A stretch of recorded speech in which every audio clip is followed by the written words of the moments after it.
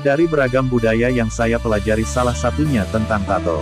Tato Dayak Iban sangat menarik karena motifnya sudah dikenal luas dan memiliki makna yang sangat mendalam. Beragam motif tato Dayak Iban seperti bunga tengkawang, bunga terong, bilon betis, sweat mengisi tengah bilon betis ketam, itik, kelingai, kelingai paha, seperti kala, buah andu, ukir deguk dan tegulun. Semua motif tato Dayak Iban berasal dari alam. Ada yang menggambarkan binatang di darat, sungai, bunga dan buah. Pembuatan tato menggunakan alat tradisional di mana mata jarum diikat ke rotan. Sementara tintanya sudah berasal dari tinta tato modern. Zaman dahulu tinta tato berasal dari asap pelita dan arang pelita, api minyak, yang diambil menggunakan mangkok dicampur dengan air tebu lalu dijemur. Proses penjemurannya bisa berbulan-bulan supaya mendapatkan warna hitam pekat terbaik. Sementara jarumnya berasal dari duri pohon yang diikat ke rotan.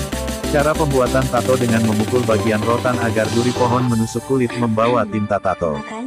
Proses pembuatannya membutuhkan waktu yang cukup lama. Pandangan terhadap tato. Tato bagi suku Dayak Iban mengandung makna yang cukup besar yang mencakup identitas diri, keahlian, dan kesenian. Namun pandangan orang modern terhadap tato cukup beragam. Ada yang memandangnya sebagai pemotoran diri karena mencampur zat kimia yang terdapat di tinta ke tubuh. Ada yang memandang orang yang memiliki tato sebagai orang yang hidupnya ugal-ugalan dan kriminal.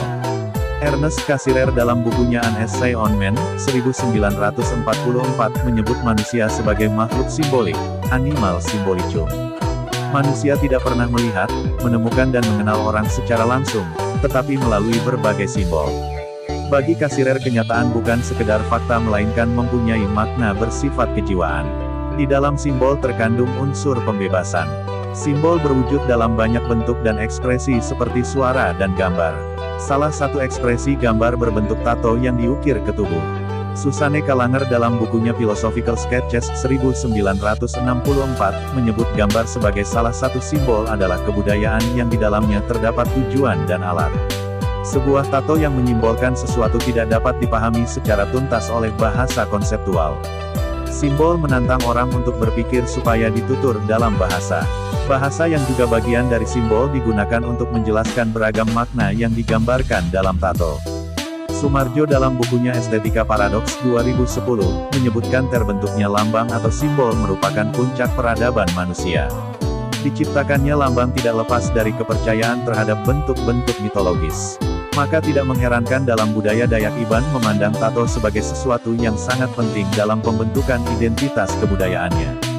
Jika melihat ke belakang di Gua Tewet dan Gua Karim yang terdapat di pegunungan Kares Sangkulirang, maka lihat terdapat beberapa gambar yang salah satunya berbentuk telapak tangan manusia. Menurut Cecep Eka Permana yang dikutip dari Tempo.co, tanggal 15 Mei tahun 2017 menyebutkan penggunaan pewarna pada gambar telapak tangan berwarna merah kecoklatan diduga menggunakan bahan yang berasal dari batu oker. Oker adalah pewarna dinding yang terbuat dari bahan tambang yang mengandung besi bercampur tanah liat dan pasir. Bahan ini terdapat di sekitaran gua. Bagi Cecep, dugaan sementara mengarah pada penggunaan campuran bahan hewani atau nabati. Sementara menurut Pindi Setiawan yang dikutip dari Tempo.co menjelaskan para pembuat tato gambar cadas di Gua Tewet dan Karim ialah bangsa pra-Austronesia yang merupakan salah satu nenek moyang masyarakat Dayak. Artinya penggunaan gambar pada suatu objek seperti dinding gua atau saat ini di bagian tubuh seseorang merupakan ekspresi kebudayaan yang sudah cukup tua. Tato Dayak Iban sebagaimana dengan motif tato lainnya sering dipandang dalam kacamata kebudayaan populer pop culture. Meghaha Juli dalam bukunya Popular Culture dan Globalization, 2015 menyebut secara umum kebudayaan populer S.